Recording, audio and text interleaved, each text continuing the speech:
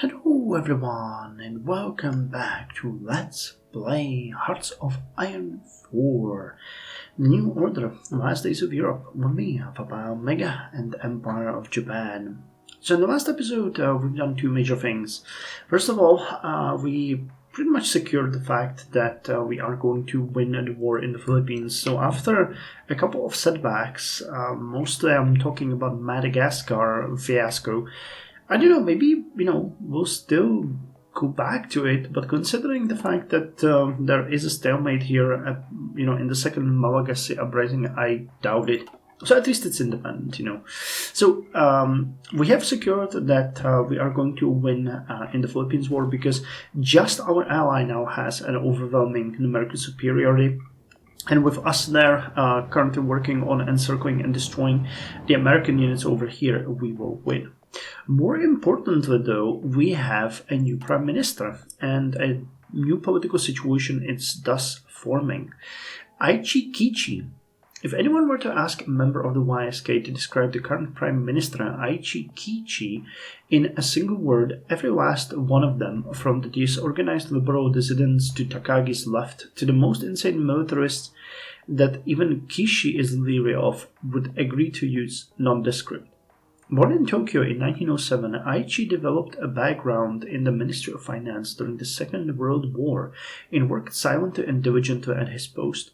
He was not exceptional except in his devotion to duty, nor for that matter was he known for much in the way of ideological convictions. In the aftermath of the Akagi Accords, he joined the Imperial Rule Assistance Association and was elected to the Diet under the umbrella of the conservative mainstream, otherwise he would not have been elected.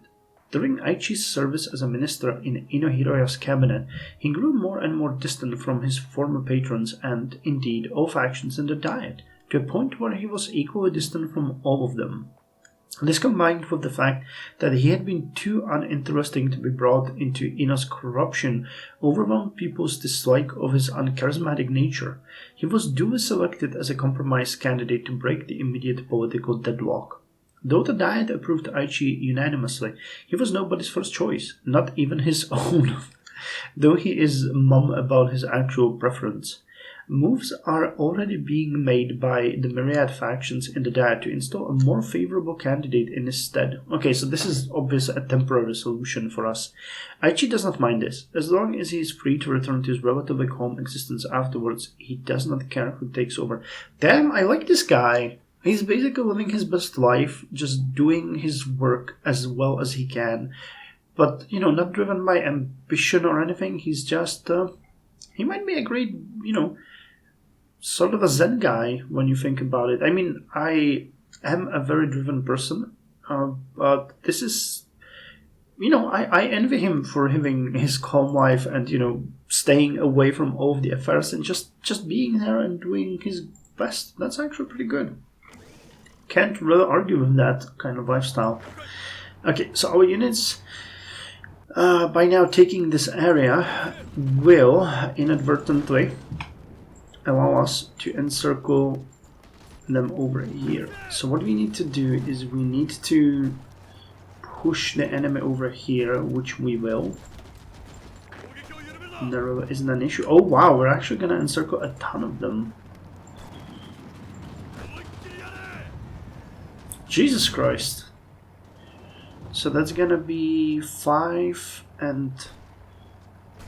okay, even more divisions.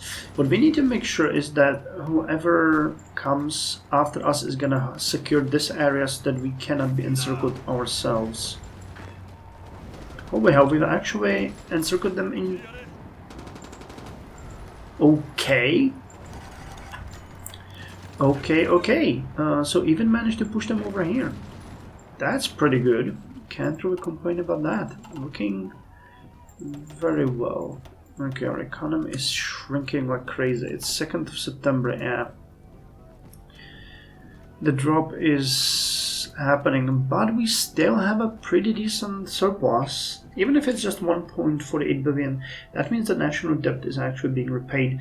And while the relative number might seem to go up as we keep shrinking our economy, we're actually factually lowering it. So that's not bad. Can I see the downgrade upgrade progress here? We are at peace +1. Our depth is below 75% of our depth ceiling +2. Okay, so we will soon be upgraded back to the prime in about 23 months, if I'm reading this correctly. No deficit. Yeah, we need to get back the GDP growth, and then we would be pretty quick to do this. Just a few days into Aichi's tenure as Prime Minister, the vague air of optimism that has spread in Japan has dissolved in the wind. The process of forming a cabinet caused endless bickering in the Taisei Yukusankai, ending up with a patchwork cabinet made up of ministers from several different cliques that barely wish to speak to each other. What's worse, it seemed that murmurs have risen from multiple factions of the party, plots to overthrow Aichi's government. Actually, I wouldn't be too mad if we kept this for a while. Well, he himself is giving us nothing.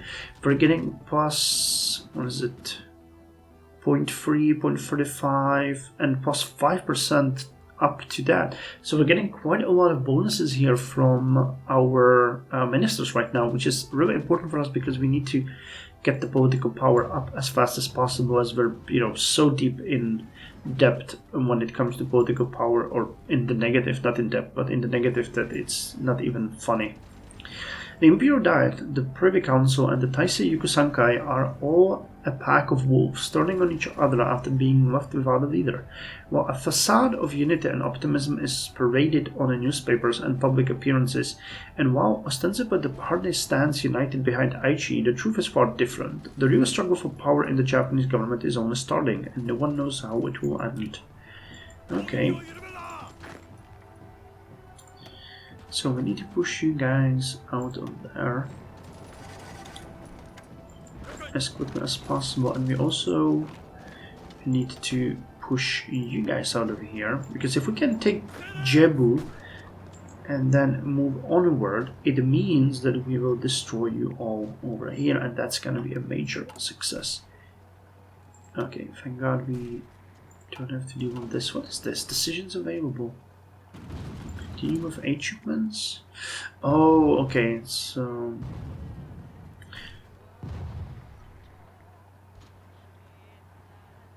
okay, hold on. So here we have the emergency reforms, we know about those. Here we have the House of Cards, we know about those.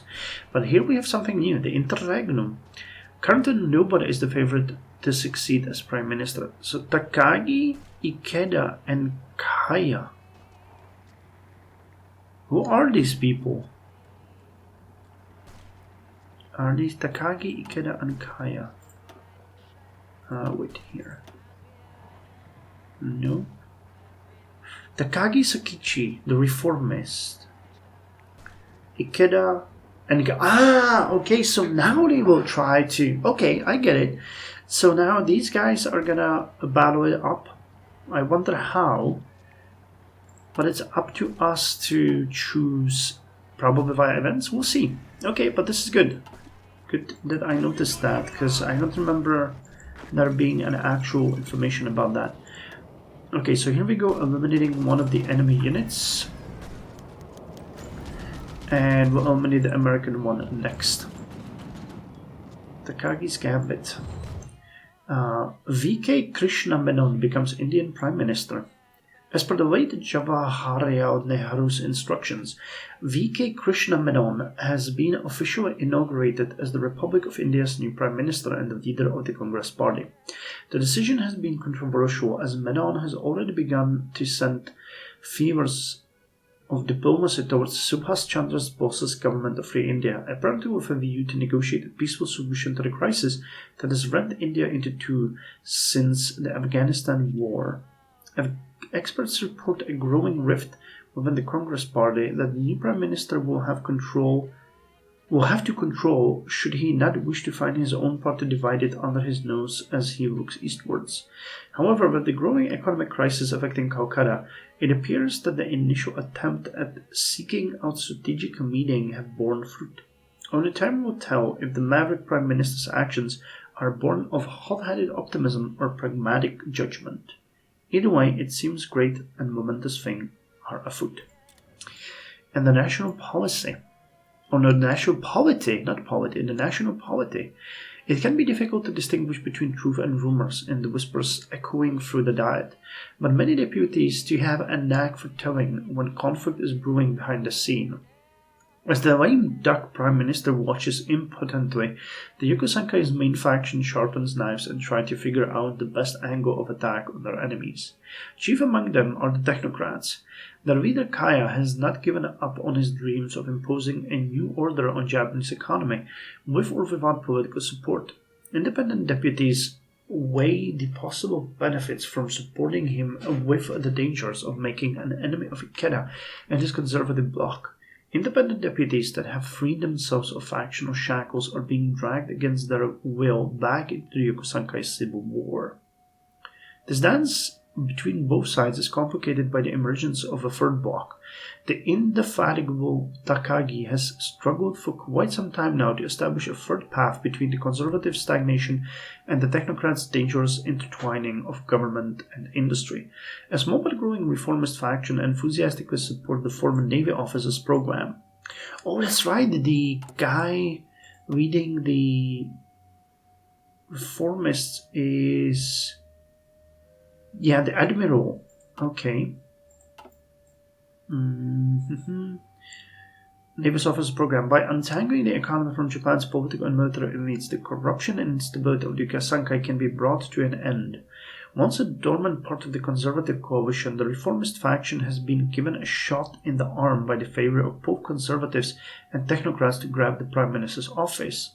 Smelling blood in the water, the reformists have begun dreaming with renewed vigor. Through all this, rumors that former Prime Minister Kido Koichi has not yet given up his radical agenda. While the majority of the technocrats support Kaya publicly, the perspective of a transfer to Yokosankai remains a very appealing one. The fusion of total political and economic control with army backing remains an intoxicating idea among the chamber's most ambitions. Okay. Now the rumor goes, all sides are preparing their move. It seems the interregnum ceasefire is ending. Okay, so I don't want to do anything with the Kido Itaes, to be quite honest, because this guy, as they mentioned, is in bed with the military. I don't want to do anything that would bring back the conservatives, because those guys are honestly... they hit their shot, and look where that brought us.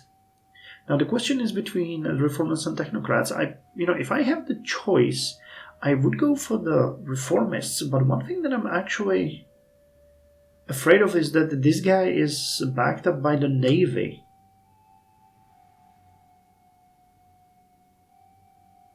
Well, what I understood, these guys are trying to take away any kind of, influence of the military and navy from the government. So we'll have to see what the events bring to us, but I'm not entirely sure these choices are great. I'll need to figure out what I want before anything comes up. The old garb. Woon Jo rarely got to visit her grandmother. The train fare was pricey for her parents, and the old woman had ever more difficulty caring for them in her old age.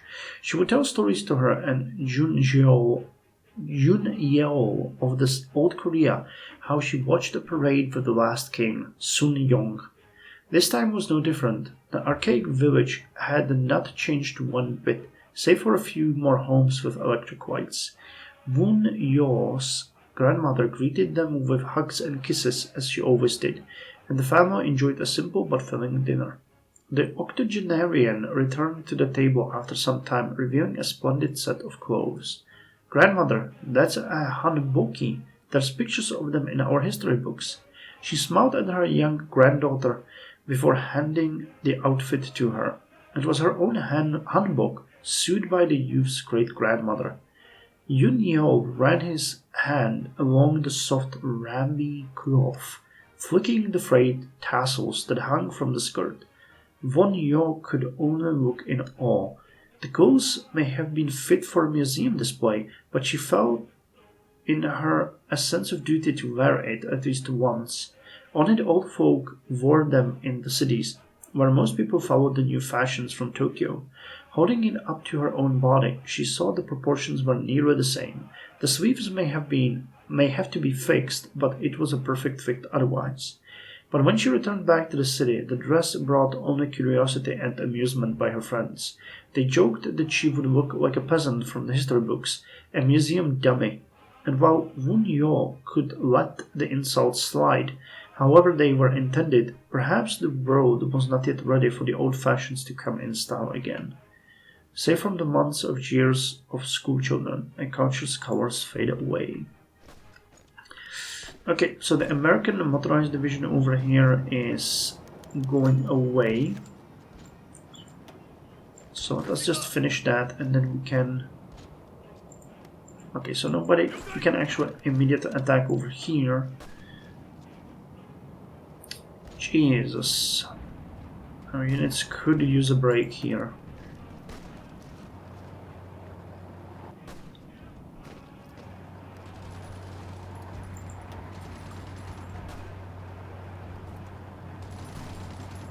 This is quite a massacre. Okay. So they are moving back. We pushed them a little bit, but now we need to move back here. Okay. So first of all, we get new production units, so let's put them in here.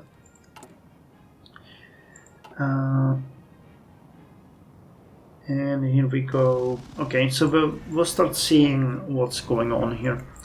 In the smoke of a disaster, a wide smile unfurled from the Japanese ambassador in Washington. Never could he have imagined that such a long-shot deal could be so successful, let alone from an incident that seemed increasingly minor as time went on. The bombing of the battleship Shinano had not been all that long ago, yet after the incident, the Japanese diplomatic corps had been swarmed with demands for reparations from Tokyo. In all seriousness, though, the ship had received little damage from the American dock workers' stunt. However, that did not stop his office from getting into contact with President Nixon. After all, he was a man proud of his foreign policy and would surely be eager to step up on his vice president, the diplomat reasoned. Still, he could not imagine getting not only the reparations asked for, but additional security as well. He chuckled to himself. The bomber might have been a greater asset to Japan than he could have ever hoped for. Now was not the time for gloating, though, at least not publicly. Any publicity could cause a scandal for the president and thus a revoking of their deal. He would keep his lips shut, the diplomat thought. After all, appearances was a small cost to pay for the sheer success in results. They keep their secrets if they keep their promises. And Takagi's Gambit. The inclusion of the Japanese reformists into the Yokusankai came out of the darkest days of the war, where a united front of all Japanese politicians seemed indispensable. Victory did not bring liberalization of the economy, but an ever-increasing bubble of economical development for the greatest Japanese conglomerates. Vast quantities of contracts with the government and the army brought endless resources to feed corrupt businessmen. The reformists, once swept aside by a tidal wave of money and collusion, were thought to be absorbed in the Yokusankai's conservative faction. The very idea of opposing the army and the conglomerates looked impossible in the New Japan. But now, under the capable leadership of Takagi Sekichi, the reformists have awoken. Their goal of securing the prime ministership looks like a pipe dream. The reformists command few members of the Yokusankai, and arrayed against them is the full might of Japanese economic establishment as well as the leaders of its army. And so Takagi prepares an ambitious gambit. With a little help from his navy contacts, the technocrats' ties to the army could be exploited for political gains. On the other hand, many reformists stubbornly cling to Ino's conservative coalition. Why not attempt to peel off as many reformists as possible from the dying conservative faction? Both paths are fraught with risk, but desperate times require hard decisions. Finish off the conservatives. Hit the army hard.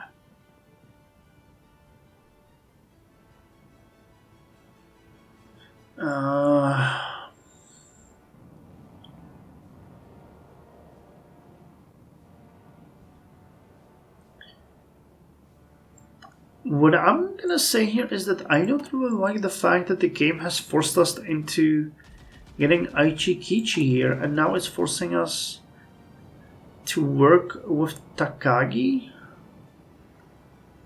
I mean, you guys requested that we play the reformists, and I have, all the intention of reforming Japan at this point, but I feel a little bit railroaded here. Let's finish off the conservatives here. We'll see what that brings.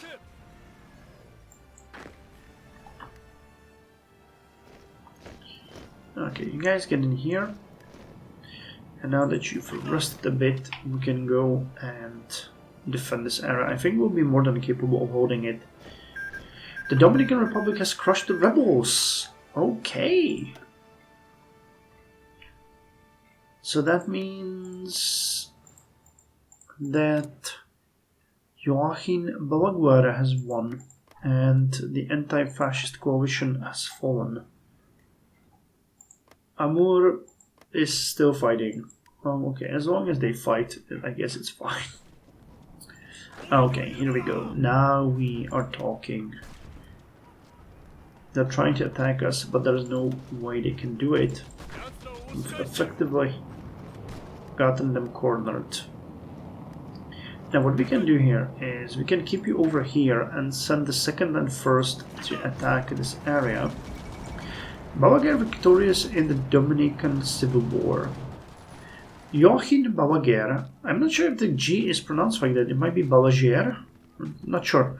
The acting president of the Dominican Republic has declared victory in the country's brief civil war against the Dominican Revolutionary Front and the Caribbean region. As the surviving fighters escape across the border into Haiti or surrender, Balaguer, has begun the process of reconstruction and de-Trujillization of the country. The Balaguer's regime is expected to continue a trend of slow liberalization while opening the Dominican Republic to the outside world. While the Dominican Republic has a long road to recovery ahead, many watch with interest to see how Balaguer's government will navigate its relationship with both the United States and the Iberian Union. The country's future hangs in the balance as it seeks to rebuild and reconcile its past with the future. The more things change, the more they stay the same.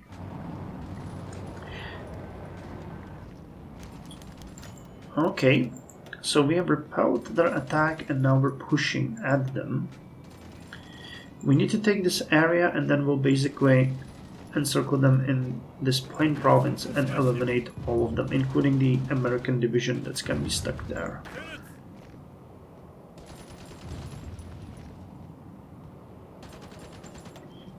Come on. Okay. Oh no, they just reinforced. But look at that. Their strength is literally non-existent. Okay. Now what we're gonna do here is we're gonna repel this pitiful attack. And we'll watch an attack. And how many divisions are there? Jesus Christ. 9 divisions, but there's 1 American here, so 7, 8. Oh, it might be just 9. Downright.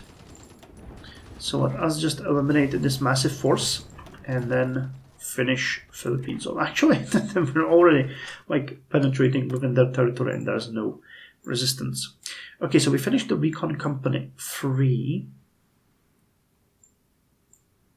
Single company, huh? Transport Helicopter Company, Scout Helicopter Company. 1965 is still far away. Let's go with the Scout Helicopter Company. I think that the Recon might be actually pretty good if we get good... Do we have a Scout Heli? Improved transport, attack. Here's the Scout Helicopter. I don't see Recon value here though. Well, we'll see in the effect. Eventually they should be much better. And then we could, put the AFVs and APCs and all of them into... Oh no, Reconnaissance 6 here. Which doesn't seem... The main battle tank has 5.5.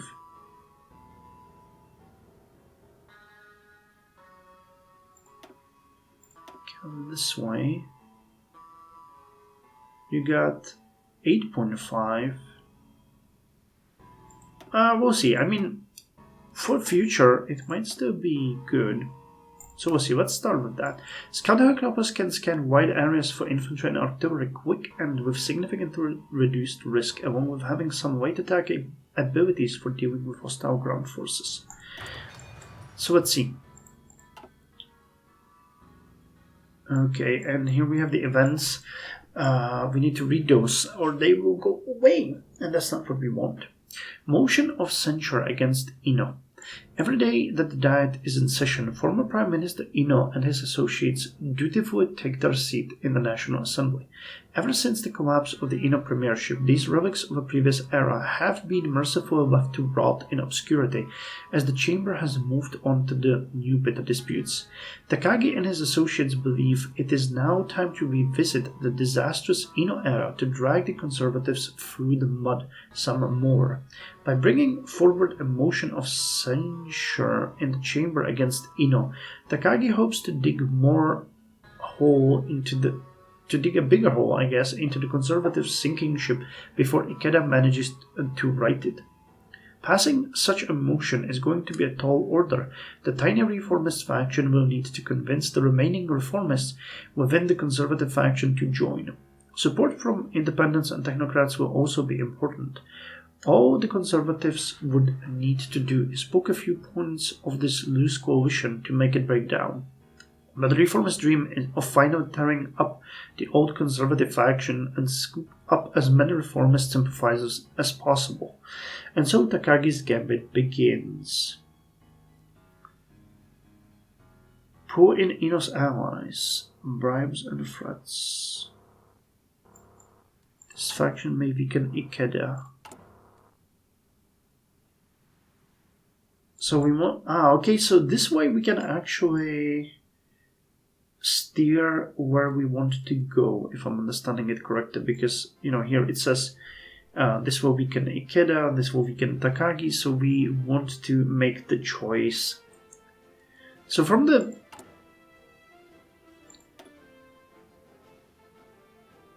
oh yeah, Takagi is the guy we want, and Ikeda is not. So let's go with pull in Ino's allies, which may weaken Ikeda. Considering we want Takagi, it is in our best. Okay, Kaya and Ikeda needs to be as weak as possible. So okay, pull in Ino's allies. And on the Isles, Mitsui Sumimoto, Mitsubishi. Names that conjured up old images in Morita's mind. Ibuka, Tokyo, telecommunications, and the horrors that came afterwards. The fear of the merciless bailiffs. The many nights he spent eating plain white rice on the floor of the dilapidated apartment in Hong Kong. He remembered selling his watch to a toothless peddler in an alleyway behind the restaurant for about half of what it was worth. Yes, he and the Seibatsu had met before. Now, with these men sitting before him, it all came flooding back. Neither Sumimoto nor Mitsui had bothered to show up, but Mitsubishi has sent some non-entity, and Toshiba has sent too, an audience for his parse. Morita had to fight to keep his lips from curling. The bald man, the one with the ridiculous purple tie, Morita recognized him from long ago. One of the Ibuka's lackeys, maybe? Whatever he was currently flashing Morita a smile acidic enough to cut through steel girders. So, good to see you again, Morita, the bald man said, his rictus grin widening. How is President Lee? The other representatives tried and failed to stifle their giggles. Morita ignored the bait. Once this meeting was over, the representatives would head back to their cars and their chauffeurs would drive them out of the office building's garage. As they turned the corner, they would spot a billboard advertising a TA 1120. It had just been put up this morning. Dozens more would join in. over the coming weeks in major metropolitan areas. All coincidentally placed quite near local Zaibatsu headquarters. And that was something Morita would pay good money to see. Is this the guy who was trying to sell the electronics to the Zaibatsus? Might be. Okay, well, here goes their army. They're all gone now. And we can actually go over here. Actually, you can go over here. That is a safe path. And we'll march onwards towards Zamboanga. I'm gonna send 2 divisions. Actually, do they have any army left? We've eliminated so many that it could be possible that they are completely beaten at this point. Yep, they are! Okay, so we have completely eliminated the army of the Philippines. So that means that you guys can just go take this area. You guys can go to Butuan here and Dipolog.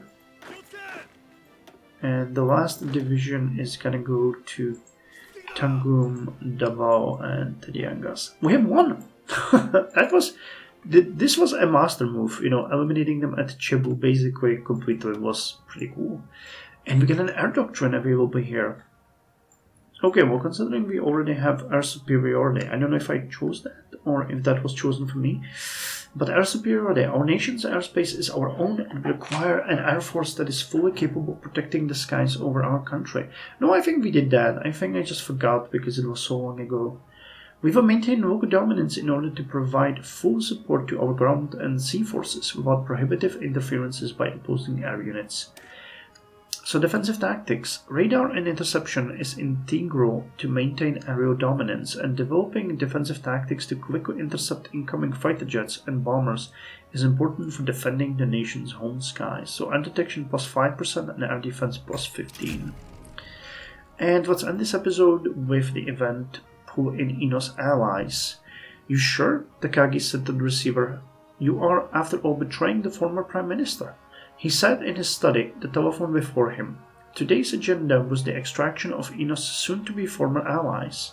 He had everything against them, from phone calls, financial records, and photographs of prominent army and navy officials that had got most of them by the scruff of their necks. As a soldier, Takagi knew that an unfired gun by itself was a potent threat. Now he needed only to pull and prod. Yes, the voice on the other side said, almost yelling. Yes. Sorry for the shouting. Don't worry about that. You just need to vote for my candidacy on the diet floor. After that, I will ensure that no proof of your involvement will make its way to the press. Thank you, Takagi. Well, it's no trouble. A favor for a favor, Takagi said back, his fingers curling into wires. Don't worry. Do as I say, and I will burn the evidence before your eyes, if you really want to be sure. No need, Takagi. I know you are a man of your word. At this, Takagi smirked. We can't be that famous yet. Man, I really... Well, we have to read a lot into this. I know that, you know, Kaya is probably as big a douche as Takagi, but I hate the fact that he is an ex-Navy guy. The ranks of Yokosankai. The reformists. The ones so progressive that suddenly found a champion. Using passing laws. I hope I'm not making a mistake. Well, we'll have to see how they'll act. Anyway, thank you very much for joining me. See you in the next episode.